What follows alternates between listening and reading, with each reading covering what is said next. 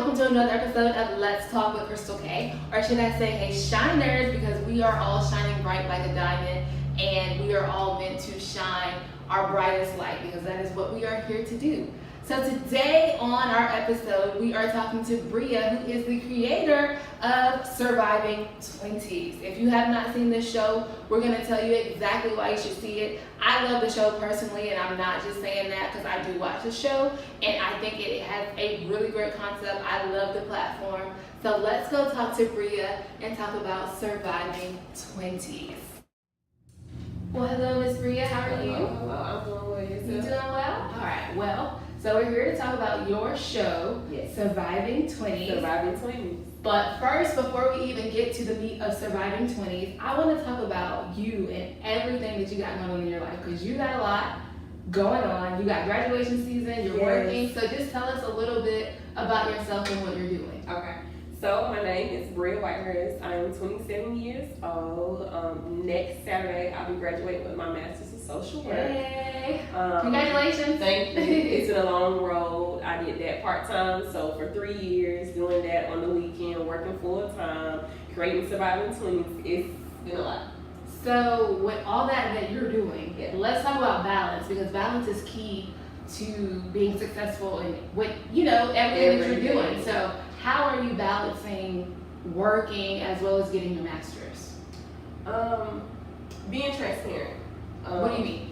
With transparency, it's just knowing that I can't do everything. Mm-hmm. And leaning on people that I'm able to depend on. So when it came to working, it was talking to my director, hey, I'm going to school part-time. I need help. I need to cut back on hours. I need to redo my schedule. I need to do something, because if not, I'm going to have a panic attack. Like, I'm really going to break. Yeah. So talk about the importance of balance.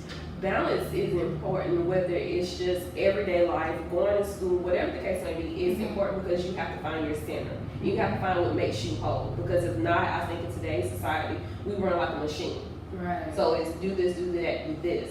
But it's like, who are you? Where's that medium? How do you know that you're balanced? So how do we find that center?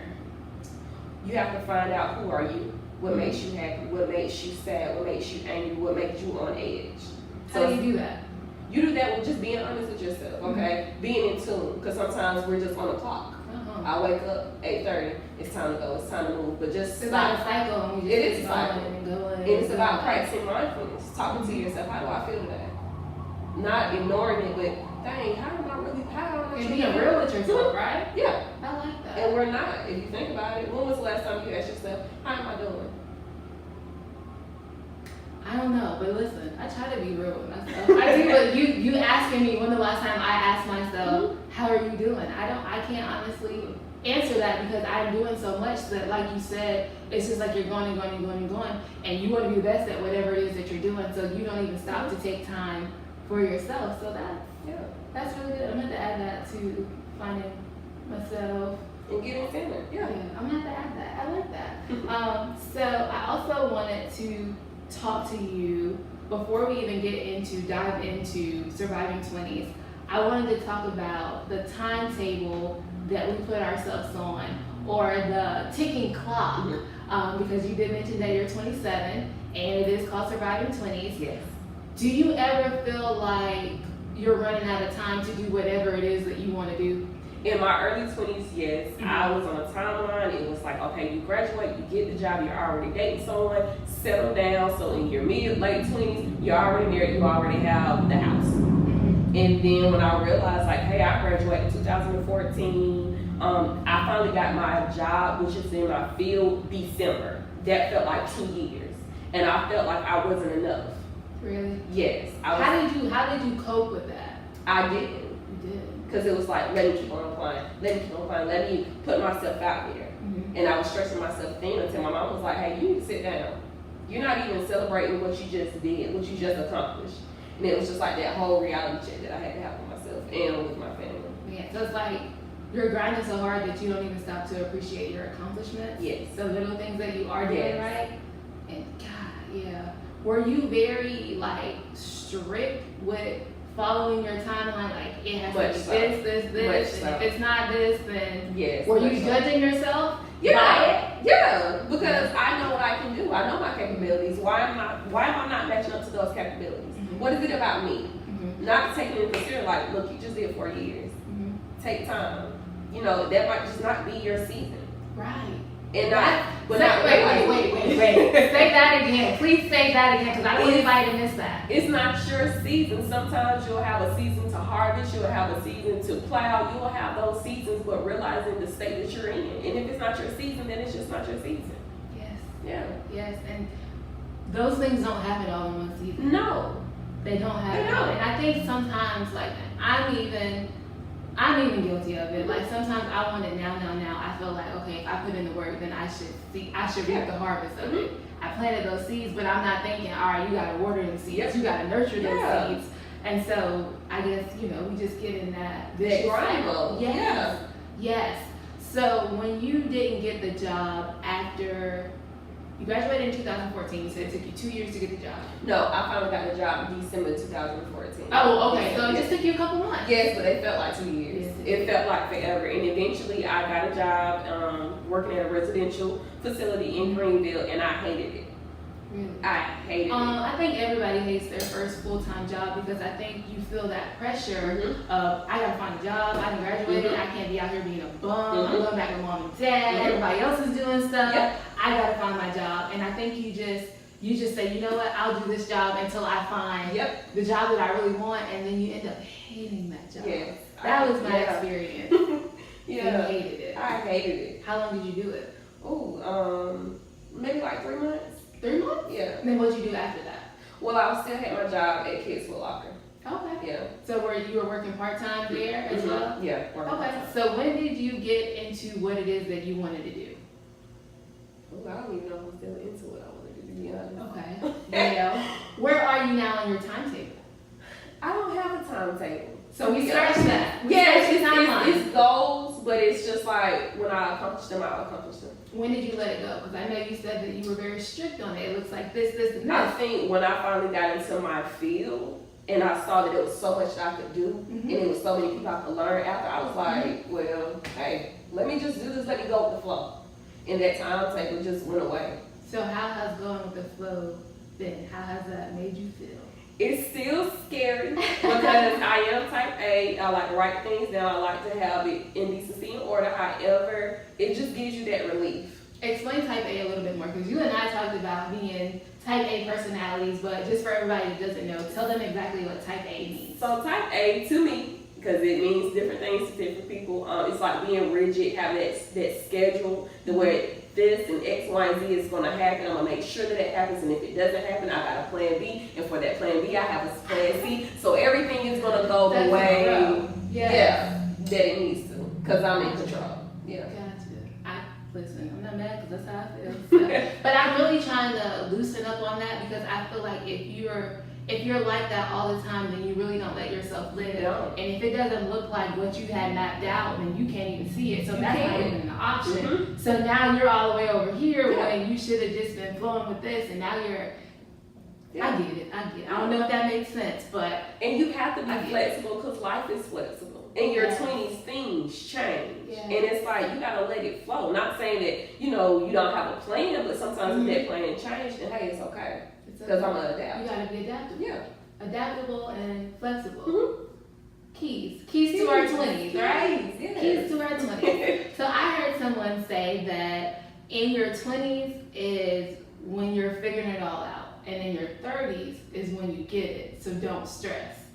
How much do you agree or disagree? What are your thoughts on that quote? I'm neutral on that, because you're gonna forever learn. I think there are some foundation principles that you need to have for yourself, because in your 30s, that's a whole different decade that you have to continue to learn, But you should have those principles that you're walking into. So you shouldn't still be going to those credit loan places, or you shouldn't still be pointing things, or you should learn how to communicate by the time you're 30, or at least still actively communicating. You know what I mean? Yeah, I know exactly what you mean. I know exactly what you mean.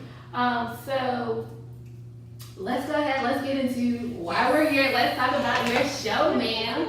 So of course it is called Surviving 20s. I think that's self-explanatory, but is there anything behind the name of Surviving 20s? It was just created while I was going to therapy, and I was like, wow, like, I'm doing a lot of things in my 20s, and I'm truly surviving. Wait, hold on. Therapy? Yeah. Let's talk about therapy. Okay. I mean, you don't have to get all the way into it. Look, but I'm open. Whatever you want. I like this open stuff we got going on. But so, and I don't want us to get off track because you know I can just go. But therapy, you know, a lot of people think it's taboo to talk about it, or it's like something that you don't talk about socially. But now we're starting to hear a lot of things. Not saying that you have mental health issues, but you're starting it's on the rise now, and it's like people are starting to become a little bit more comfortable with it. So for you to just say, when I was going to therapy, let's pick up there. Yes, well, before then, okay, I'm getting my master's in social work. A lot of people realize that social work, you can be a therapist. And my professor always told me, before you get on anyone's couch or before you try to assist someone, you need to deal with what you got going on. Because she said 9 times out of 10, you will see it in someone else. And I was like, okay, I got this. I can go, ain't nothing wrong with me. You know, and I went and she asked me like a couple of questions and I couldn't stop crying. Really? Yes. But do you think that you just said, nothing's wrong with me? Do you think that therapy is actually trying to tell you that something is wrong with you? Therapy is allowing you to see you. Oh. Okay. It's just a mirror. It's just a mirror. Because they're not telling you anything, you're saying it. And you're sitting in what a you're verbal saying. Mirror. Okay. I like that. So you definitely recommend therapy? Oh, always, yes. Why do you think people are so ashamed of going to therapy, especially our people? In our culture, it's because you're crazy, or you need to pray it away, or you're not working hard enough. Preach. Oh, if you just work hard enough, you know, if you save your money, then everything will be okay. And it's like, no, some of the things that we deal with are generational. I don't know how to love because I haven't seen it. I don't know how to communicate because when I do communicate, it's verbal, abusive. It's abusive, and that's not healthy. Yeah. So therapy. All right. So I got us all off track, but I like where we went. But I'll get us back. I'll drive the car back. So you said that you actually came up with the idea while you were going to therapy. While I was going to therapy, dealing with some things, and I was like, dang, like I'm in my 20s, and these are conversations that I had with my girlfriends, and I was like, I'm really out here surviving 20s, and I was like, surviving 20s, like that sounds dope. It does. Yeah, and I was talking to a friend, and she was like, that's a movement, like that's just not because it was going to be a book, and I was like, surviving 20s while living with your parents. And then she was like, no, that's a movement. Maybe we should just talk about it and have open forums. And I was like, you're right. Let's do it all. And so the first couple of videos, it was just she and I, we was talking about surviving the timeline and just different things that you go through in your 20s. And since October, I've been doing it now. Okay. Yeah. So how long did it take you guys to actually start from the point where you said, let's do this? How long did it take you to get it off the ground? Oh, I started therapy in September. So in October, I think it was like October the 30th, we just ran with it. Okay. Yeah. So for everybody that hasn't seen the show yet, tell them exactly what your show is about, what the concept of your show is, what the meaning behind your show is. So Surviving 20s is a platform for individuals in their early, mid, and late 20s, just promoting, you know, self-awareness and just overcoming adversities. It's just a place where you can just be intimate with others or just let people know, hey, I'm going through it, but if I can go through it and get over it, you can too. And we just talk about things like what's in your survival kit, you know, who do you go to, who do you call? You know, I always promote therapy, but it's okay if you don't go to therapy, but just realizing like, going through a breakup, being homeless, being divorced in your 20s is actually normal. And it's okay to normalize those issues.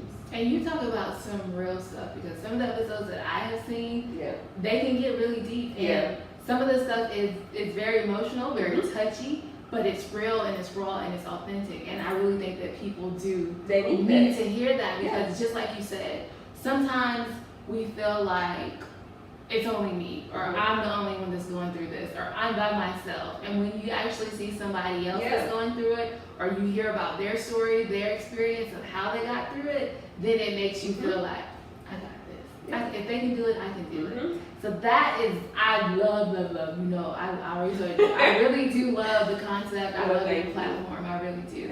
So I wanted to talk about some of the episodes that you've had. You talked about suicide. you talked about, I know you had some financial episodes, giving out financial advice, Yes. which I think is really important. And it's like you have like a broad spectrum there. So how do you go about getting your guests, like the people that you have on your show? Well, I just wanted to talk about things that I know that people are going through, people that have confided in me, may not be, confident in going on the show, but finding people that are confident. How do you find those people? How do you get them to be that raw and to expose that on camera to others? They have to be already in a place where they're like, okay, I'm ready. Usually when I ask people, I'm like, hey, I admire you. I try to, I thank you, and I try to spruce them up, and then I let them know, hey, this is honesty. If you can't be honest, I can't have you on the show. And I've had that incident before. Really? Yes. With a couple, and they was like, "Oh, it's fine. Everything is fine. Yeah. Nothing's wrong. Everything is like we're not trying to, expose you, but it's like let us know because Like, be real. Yeah, just be real. I get you. But yeah, just contact the people. Hey, how's it been? I have this show, and once I explain to them what the show's about, they're like, I love it. Put me on. Yeah. And I know I keep talking about the one about suicide, but I was just thinking like, man, for him to come on and actually talk about that was brave, and that takes a lot of courage, to actually start talking. Because I know even just to talk about it probably takes you back to an emotional place. So I thought that was. Did you have to was he just completely ready? Did you have to kind of talk him up? I had to talk him up because people aren't comfortable with talking on camera. So I'm like, don't worry about the camera. Just focus on me. Yeah. And then it's like, okay, you can stop. You can stop. Just stop. I just had recently a guy talk about being HIV positive. Yes, and I have a friend that's in Alabama. He's like, hey, I want to talk about it too. And plus, he was addicted to methamphetamine, so I have that coming up as well. Wow. Yes. So and that's another thing that going back to the concept of your show, just by other people talking about their stories, it's making other people want to come forward and talk as well. Because they're thinking, if they're doing it, I can do it too. Yeah. I can do it too.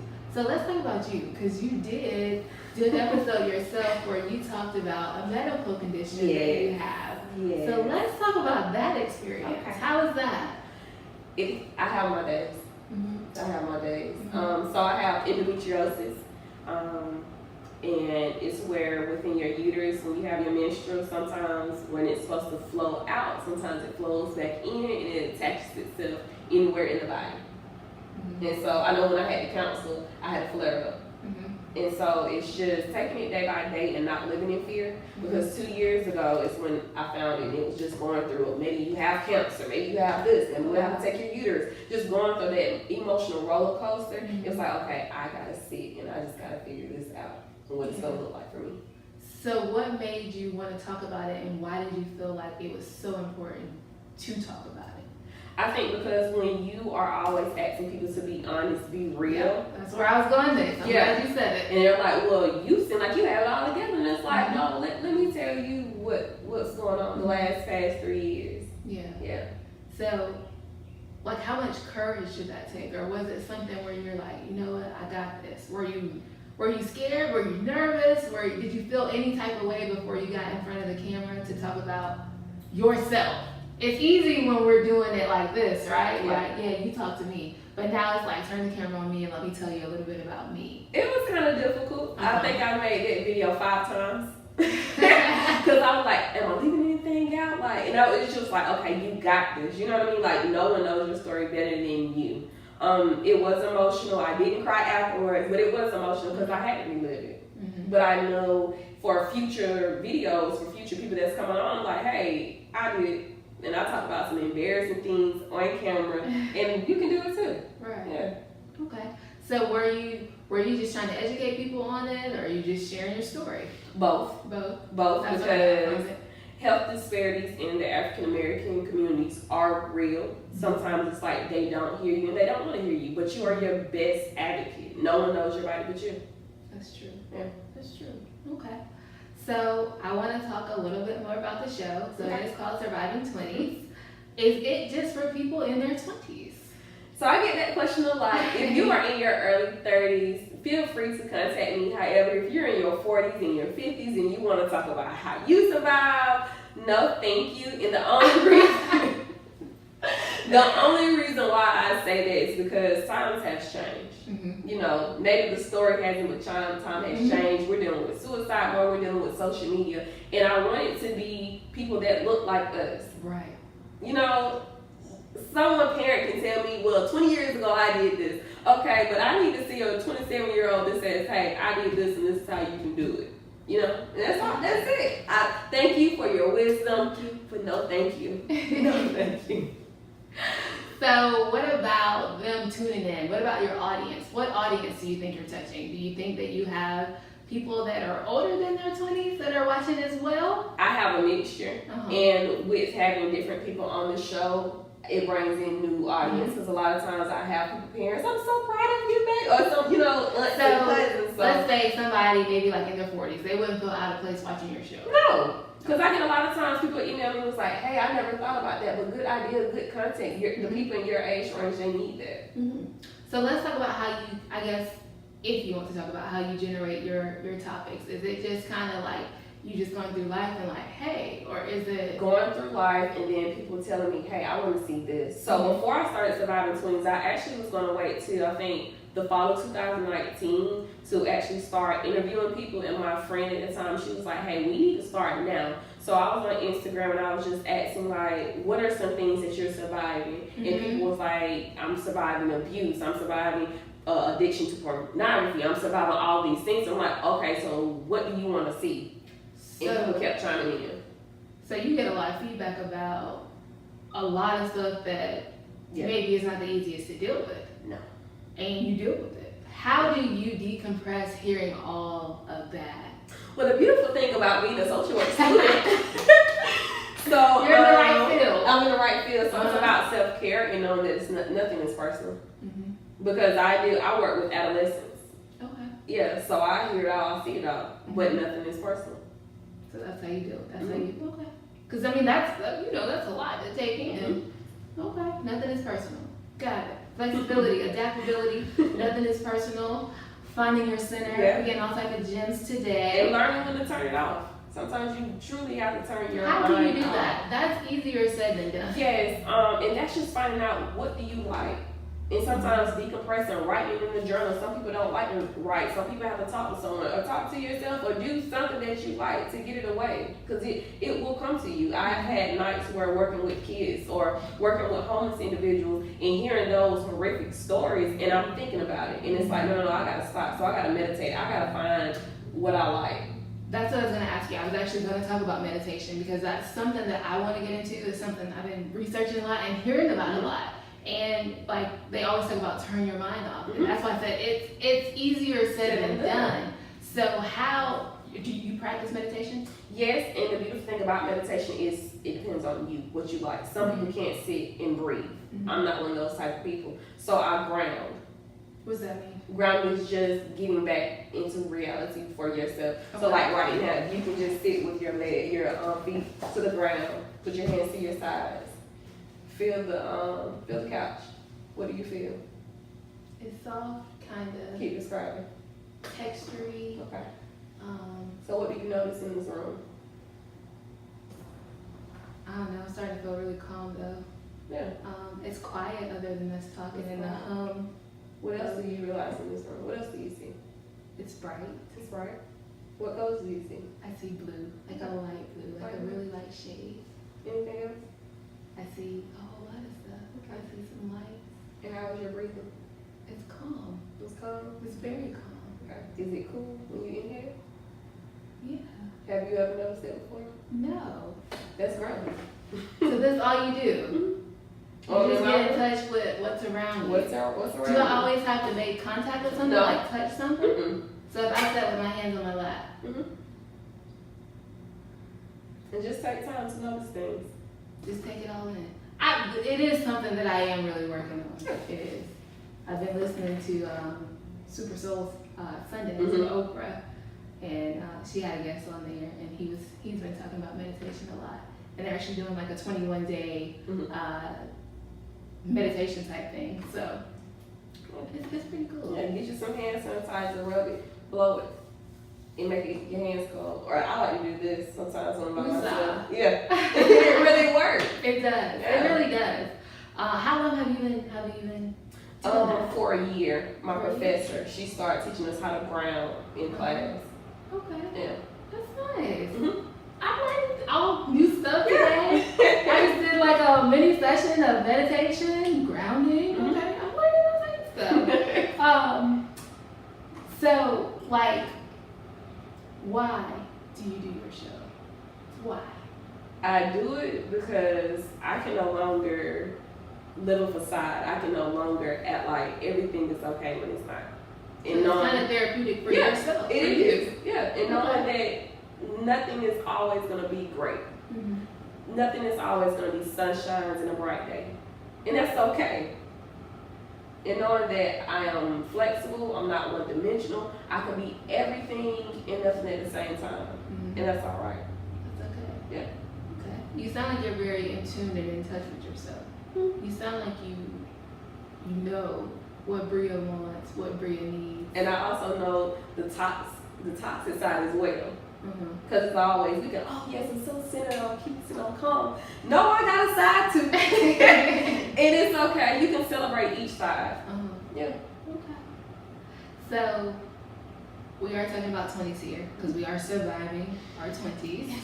So let's talk about the stages of 20s. We have early 20s, Mhm. mid 20s, and then late 20s. Like, So what is like, give me some commonalities or something that you keep running into in each stage, or just give me like characteristics or something that like people tell you a lot that are in their early 20s or in their mid 20s and late 20s. So usually in their early 20s, because I am a nerd, your prefrontal cortex is now developing. So your reasoning and stuff is still developing. So that's why you have your YOLO, you only live once, you're partying, you're trying to just have fun. You're not really, you care, but you don't care. And then it also based upon your situation, because a lot of people have had to grow up early. Yeah. So they don't experience life That's as true. a normal 20-year-old.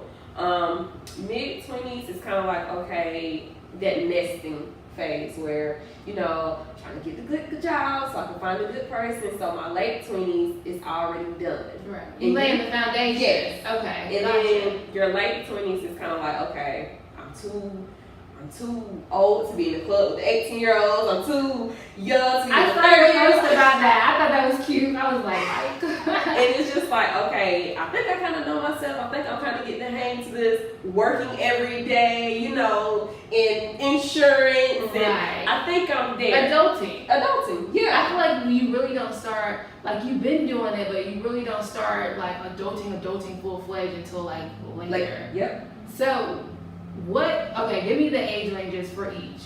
So I would say early 20s, it also includes like 18 to maybe 22, 23. Mid is kind of like that 23-ish, 25. Late, 26. And then late is 27 and 29. Latest 27, 29. Okay. And then it depends on your gender as well, because girls mature more faster than men. So. Facts. Yeah. So what has been your favorite show so far that you've done? Put you on the spot. I like the one about surviving divorce. Uh-huh. What else? I don't know. Why did surviving divorce hit you so much, or why do you like that one so much? What was it about it? I like that because I knew a lot of people that were in their 20s, they got married and they posted everything, and then eventually on Instagram it was like slowly deleting, or just having those tattoos, and those tattoos are now removed, or the ring, and I was like, hey, we need to talk about this, because it's okay if you got divorced. You got married in your early 20s, it's okay. You live and you learn. You live and you learn, and it's nothing to be ashamed of. No. Yeah. Because you only get better with time, and I mean, mistakes aren't failures. It's how you learn. Yeah. They're teaching opportunities, Mhm. It's okay, divorce. Any other ones that really stick out to you that you were like, man, this is good stuff? The very first one, I think it was was like we had a single father on. I hated it. Like we tried to try something new with Facebook. It didn't work, but I loved his content, just showing that side. Like, hey, there are single fathers out here too. They get overlooked. They get overlooked. Yeah, all you ever hear about right is single mothers, fathers not being there, but you never, like, single fathers never get kudos. Never. You never hear about it. So that's good. Okay. Well, what else do you want to tell us? We just gave you guys like 1,001 reasons why you should be tuning in, why you should be watching Surviving 20s. Is there anything else that you want to tell us about your show that we left out? Not at the moment. Well, this summer I'm going to try to do more groups. So instead of just interviewing one person, I would like to have like 3 or 5 people there to just talk about the same topic and how they experience it. This is like group therapy. You know that? That's kind of like what you're doing a little bit. Well, I'm not trying to, but I just want to have a platform where it's like, hey, I've been through it too, and this was my story. This is how I dealt with it. I'm trying to get some men on the show. Men, I need you to come talk, about the expectations of men and what you feel like being a man, and because I would love to do a surviving timeline as a man, because it's like we say men aren't this until they have that. Yeah. But what about them as themselves? We only celebrate them if they have the car, they have the money, they have everything, but not who they are. Yeah. Interesting. I'll watch that show. Definitely. So yes, I'm looking for just more people that want to come on to be honest and transparent. Okay. So how do they contact you? How do they watch the show? So I need to get my life together. After graduation, I think I'll start doing more YouTube. But right now, we're just on Facebook and on Instagram. That's Surviving Twins on both platforms. Okay. Yeah. So they can reach out to you if they want to be on the show. And that's how they can also watch. Yes. Is there a certain day that you air, or just you need Sundays? Sundays. Okay. Sometimes it's at 3. If it's not loaded properly, it'll be at 5. So I'm a one-man team. And if you love to edit or whatever, please let me know, because I need assistance, because I'm truly surviving out in these streets. Surviving 20s. Yeah. So one more time, just tell everybody how they can watch one more time. Yes, you can watch on Facebook at Surviving 20s, Instagram Surviving 20s, and then if you like to contact me, it's Surviving 20s, 20 spelled out at gmail.com. Super. Yeah. Well, thank you so much. Thank you. I really, really, really appreciate you coming on. Thank you for helping us survive our 20s. I'm trying. We really appreciate it. We learned a lot today, and thank you so much, Bria. Thank you. Hey Shine Nation, hope you guys enjoyed that last episode of Surviving 20s with Miss Bria. Definitely go check out her show. It is awesome, awesome, awesome. And don't forget to subscribe to my channel. Subscribe down low. Drop any comments if you want to see any other videos like Surviving 20s. And check me out on my very next episode of Let's Talk with Crystal K. Until next time, Shine Nation.